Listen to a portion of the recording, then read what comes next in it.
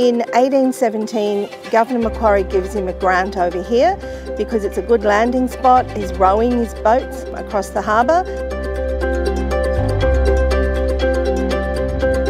Because of the ferry and the road that comes from the ferry, it's the first gazetted road on the North Shore in 1839. It's essential certainly to the opening up of this part of North Sydney, and it leads up to the highway. It's the node at which everything begins. There's an early house here when they sell the site to John Stevens. It's possibly built by Billy Blue Jr. John Stevens already owned a couple of pubs in the area for which he was a licensee of, and I think he acquired this to extend his shipping. He got access to the transport route. That was quite important. That transport route is really significant in the opening up of the whole area.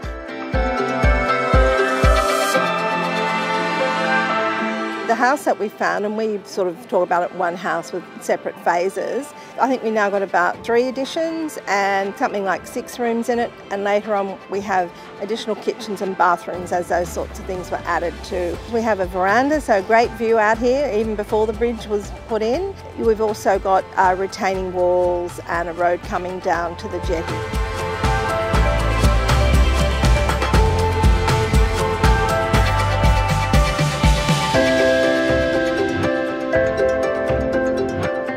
We have a lot of artefacts that make it very clear to us that these were places where women and children were living.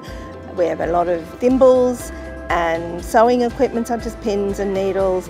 There are buttons that are showing women and children, but men had very fancy buttons in the 19th century and studs.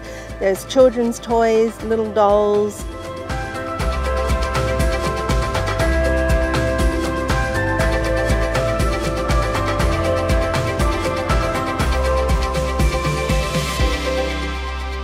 We were quite keen to see, whether there had been any finds, and we've just gone to see some of the finds here, everything from animal teeth to precious china and all sorts of things. So it's actually a really fascinating glimpse of how life was like in the 19th century. It's really important to protect our history as well, finding things like that, because we learn a lot from the past. So it's great to have areas like this which are, a stone's throw from the CBD and still be finding things that haven't been found before. So it's pretty amazing. I think as a Sydney-sider we're very conscious of what went on in the past, but to be able to come and actually see the remnants of it, where people lived and worked and played, is a real treat. For me it was just something small, the little 1820 French glass bottle. Amazing you can track that amount of history, and they could even tell what had been in it. They found tons of stuff. It's really cool. Like thimbles and milk bottles, whole milk bottles, not even smashed up ones. It's pretty cool.